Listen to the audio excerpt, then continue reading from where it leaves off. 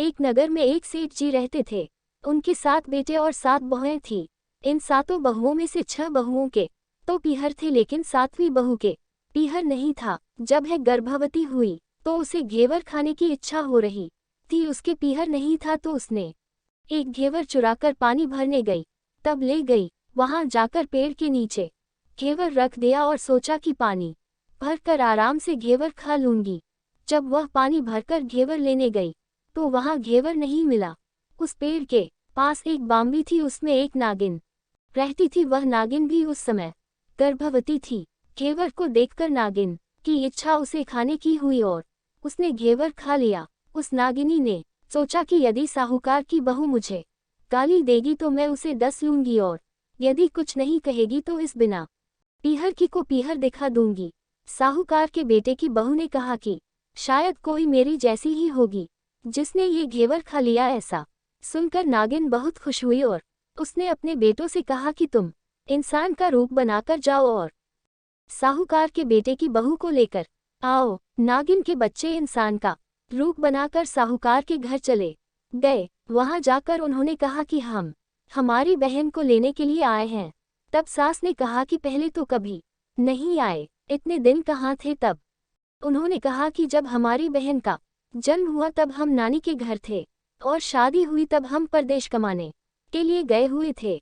उन लड़कों ने बहुत सारे कपड़े, गहने और मिठाइयाँ बहन की सास और जेठानियों के लिए ले गए थे। सास अत्यंत प्रसन्न थी और जेठानियाँ उसे देखकर जल कूद रही थी। सास ने बहू को उनके साथ में भेज दिया। बॉम्बी के पास जाकर उन्होंने कहा, बहन हम नाग हैं। उस दिन जब तुमने पेड़ के नीचे घेवर रखा था तब तुम्हारा घेवर हमारी माँ ने ही खाया था।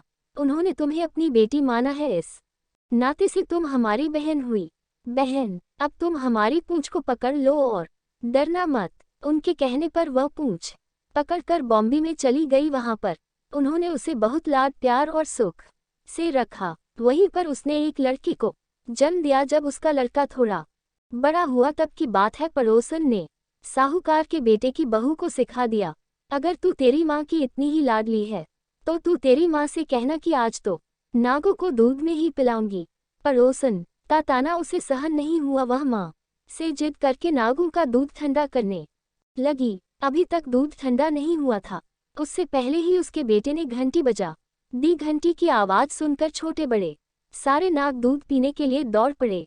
जब उन्होंने दूध में मुंह लगाया तो बहुतों का मुंह जल गया। तब नाग क्रोधित होकर बोलने लगे कि हम बहन को काटेंगे। उसकी माँ ने उन्हें समझाते हुए कहा कि इसे मत काटो, ये तुम्हें आशीष देगी। तब साहूकार के बेटे की बहू ने कहा, जियो महारा नाग नागिनी, जियो महारा खड़िया ओडिया बीर, बीर उठावे तीखनीरो चीर, चीर तो फट जावपन, बीर जीता रिवे। थोड़े दिन बीत जाने के बाद पड़ोसन ने फिर से ताना मारा कि यदि तेरी माँ तुझ पर विश्वास करती तो तुझे 7वें कोटे की चाबी देती। उसने माँ से जिद करके चाबी ले ली और जब ताला खोला तो अंदर झूले में बाबा नाग झूल रहे थे। उसने बाबा नाग से कहा, सत सियाराम बाबा। उन्होंने कहा कि तूने सत सियाराम कर लिया, वरना मैं तुझे डस लेता। तब उसने कहा कि आप तो मेरे पिता हो, मुझे कैसे डस सकते हो। और बोली, जियो नाग नागिनी, जियो वासुकी नाग, जी मेरो लाड लदाया 9 करोड़ को हार। ने उसको 9 करोड़ का हार दे दिया। माँ ने अपने बेटों से कहा, बाई तो अब बड़े घरों में हाथ डालने लगी है, उसे घर पहुंचा दो।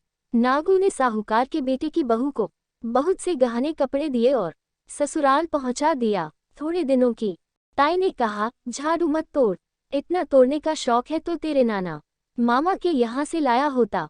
सापू ने सुन लिया, माँ से जाकर कहा। माँ ने कहा, 2 झाड़ू सोने की बनवाओ, 2 चांदी की बनवाओ और दे आओ।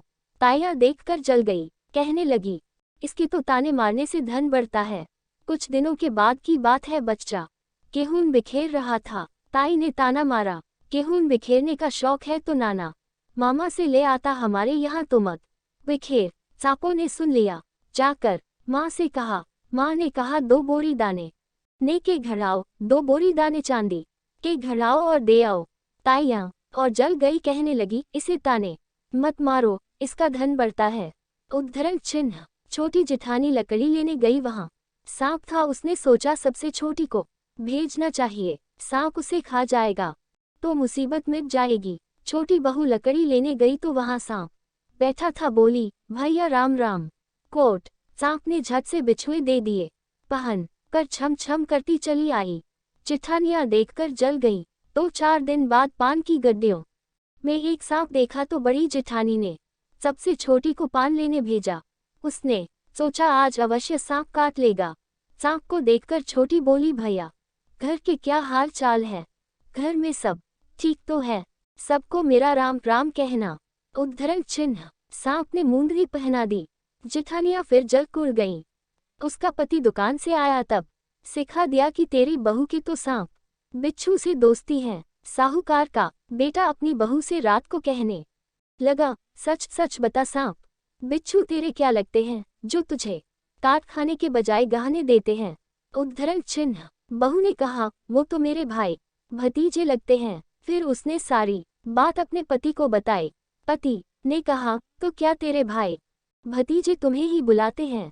तभी अपने जमवाई को यानी हमें तो बुलाते नहीं हैं। आने कोने में छुपे सांपों ने बात सुन ली तो जाकर अपनी माँ से कहा। माँ ने कहा, दोनों को बुला लाओ। वे इंसान का रूप बना कपड़े गहने देकर तीनों को विदा किया।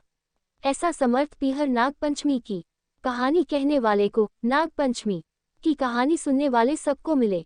जैसी अनपीहरी वो पहले रही थी, किसी को भी न रखें। ये थी नाग पंचमी की कहानी। हम आशा करते हैं कि आपको नाग पंचमी की कहानी पसंद आई होगी। धन्यवाद।